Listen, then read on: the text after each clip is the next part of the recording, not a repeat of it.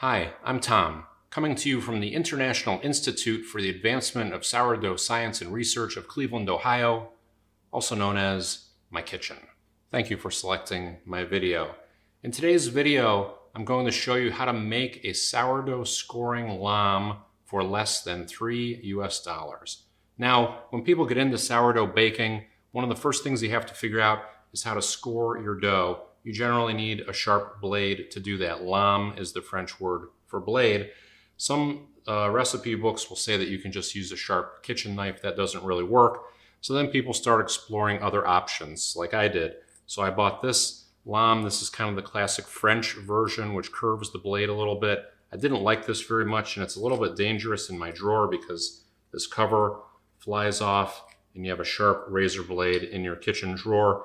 So then I went to my craft store and I bought this little X-Acto craft knife. I didn't like that either. It didn't really work. Then I bought a baguette pan that came with a free lame. You get what you pay for. That was kind of worthless. Then I went to a traditional single-edge blade box cutter, which I kind of liked, but there's not enough of the blade exposed to get deep enough when you're using that tool. So then I just went to a freehand single-edge blade, which I can just hold my finger on the back side of this because it's only sharp on one side. Some people just do a freehand on a double-edged blade and put their finger right on the back side. That's kind of crazy. Here at the Institute, we're focused on kitchen safety, so I don't recommend using a double-edged blade, freehand, single-edged blade. Maybe this gives you a lot of dexterity, but it's still a little bit unsafe. So I started to look for other options. And what I found was there's a popular type of lamb on the internet that's a little round disc that you can put a double-edged blade in and the blade sticks out of the edge, and a lot of people use that, but they're kind of expensive, and a lot of them are also made of wood, and you have to use a screwdriver to take them apart to change the blade, and they're difficult to store. So I took that concept of the little disc type of lamb and I made my own. So here's what I did, is I basically went to my local hardware store and I found these rubber washers, some screws, and a little thumb screw here, and made this fabulous homemade lamb for less than $3. I'm going to show you how to make this. The thing that I like about this is it has great dexterity. You can really turn it in a lot of different directions. It has this rubber edge, so you can put your finger firmly on that rubber edge without getting cut. And it has this little edge on the side. You can put your finger on the side of that nut, which gives you a little bit of dexterity there. The thing I like best about this is that a lot of the blade is exposed. I mean, that's almost 5/8 or 3/4 of an inch of the blade that's exposed, so you can do real deep cuts when you need it. And lastly, this is easy to clean. This is made of stainless steel, brass, zinc, and rubber, all very easy things to clean. Nothing should rust. I made this lamb, and then I also stored in this little container that I got for free at a hotel. I think this had a candle in it or something. So I put this in my baking drawer, perfectly safe. There it is. I'm going to show you how to do this.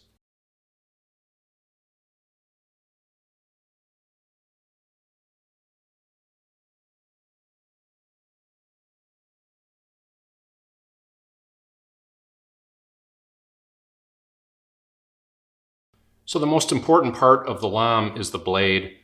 You want to have good razor blades. So what I've gone to is I've used these double edge razor blades from a company called Feather. These are made in Japan. They are stainless steel. These are super sharp, long-lasting razor blades. I bought 100 of them for $26. That's 26 cents a blade. This will probably last me the rest of my natural life. That's a little bit expensive actually for razor blades. You can get them as low as 10 cents a piece, but these are really worth it. They last forever, and I have 100 of them to go. I've used one so far. So I recommend the Feather double edge stainless steel blades. Now we need to put these into our holder. So all these parts that I'm using are common parts that you can find at your local hardware or home improvement store. If you go into your hardware or home improvement store, you want to go to the aisle that says hardware or fasteners. That's where you'll find all this stuff. Some of these are kind of specialty parts that you need to look for the long row of drawers. You've seen these with all kinds of special parts in them. You're going to have to open up about 100 drawers to find these, so pack a lunch. It might take a little while, but these are fairly common parts. They're just hard to find sometimes in that mass of drawers. So the first thing that we need is the rubber washers. Now I'm going to give these measurements in US measurements in inches, and then I'm also going to try to approximate these as best I can in millimeters for the people in the 197 countries of the world that use the metric system, unlike the one I live in. So this first thing that we need are 2 rubber washers. This is basically what you're going to put your finger on, and you're going to sandwich your blade between these two. You can get these made out of rubber, you can get them made out of Teflon, you can get them made out of different synthetic materials, natural materials. You could even get wood spacers like this, but I don't recommend wood just because it's harder to clean. So I recommend rubber washers. They're real flexible, real nice. The size of these is basically 1 1/4 inch diameter, which is 32 millimeters. So that's the diameter. That hole in the middle is 3/16. That's important. You don't want to have too big of a hole because you need to put a screw through there and have the head of the screw catch something. So you can't get the ones with a big hole in the middle. You need a fairly small hole, 3/16 in the middle. And these say that they are 1/16 thickness. It actually looks a little thicker than 1/16 to me. That would be 2 millimeters thick and a 5 millimeter hole for my metric using Friends. Here's the label if you want to look at that. And here's an up-close view of those washers. Now these washers, these sell 2 in a pack for $1.46. So I have 26 cents for my blade, $1.46 for my washers. I'm up to $1.72. Moving on, the next thing that I need is a screw. I'm using a 1/2 inch screw on these. That is 13 millimeters in length. I got brass screws because I like things kind of fancy here at the Institute. You could buy cheaper screws made out of zinc or something like that, but the brass ones look pretty because they're shiny. This 4-pack of brass screws costs $1.28. That's 32 cents a screw. That's a little pricey, like I said. If you really want to be economical, get one made out of zinc or something like that. So we have our 1 1/2 inch screw. Then the next thing that I need is something to screw onto that. So you need something called a knurled nut, which is also commonly known as a thumb screw. This is basically a threaded nut that you can grip. Here you've probably seen those before. And this size needs to match the screw. So when you're in your store looking at screw sizes, this screw, if you look at the package, they come in standard sizes. This one is called a number 8 screw with the number 32 after it. That means the thread count or the coarseness of the thread. So I have an number 8 by 32 1/2 inch screw. So I need a number 8 by 32 knurled nut or thumb screw, which you can also see on the package. If those two numbers match up, the 8 and the 32, that means the size and the threads will allow you to put those two things together. So this gets me up to my knurled nut. These cost 58 cents a piece. I had a 2-pack here for $1.15. So I'm up to $2.62. I'm trying to keep this under $3 if I can, but I got 38 cents to go. So I'm going to dress this up a little bit, and I'm going to use something called a finish washer. This is a brass finish washer. This is a 6-pack of these for $1.28, so that costs 22 cents each. So now I'm up to $2.84. This finish washer is just a little smooth ring that goes around your screw. Gives you a really nice finished edge on the screw, so this doesn't look like something you made in a hardware store, even though you actually did.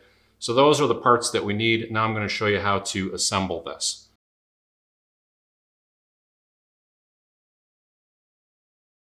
So here's the assembly. I take my 1/2 inch screw, which is 13 millimeters. I put my very fancy finishing washer on the end of that. I put my rubber washer over that. I take my razor blade and I put it through the first largest hole I can get it in. If you see there, it'll go through that kind of first large gap. You want to get as much of that blade exposed as possible, in my opinion. Then I sandwich that together with my other rubber washer, and I take my thumb screw or knurled nut and I put that on the edge, and I screw that down as tightly as you prefer. You don't need a screwdriver or a wrench, just hand tighten that. That's a thing of beauty right there. That is a beautiful sourdough scoring lamb. The thing I like about this, you got a lot of that blade sticking out. You got great dexterity. I can turn this on all axes.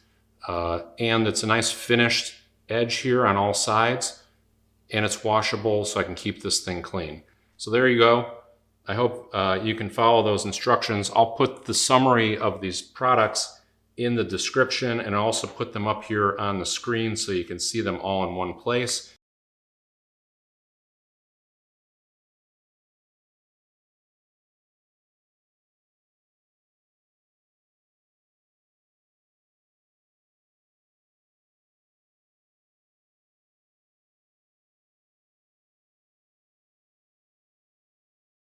So there you go. There's your sourdough scoring lamb for less than $3 at current prices. Now some people might say, yeah, but you had to buy a 2-pack, you had to buy a 4-pack. You know, I probably had to shell out maybe $6 to make this, but I got a lot of spare parts here. So, you know, if you know a friend, or if you want to make 2 of them, you can get your average cost down below $3.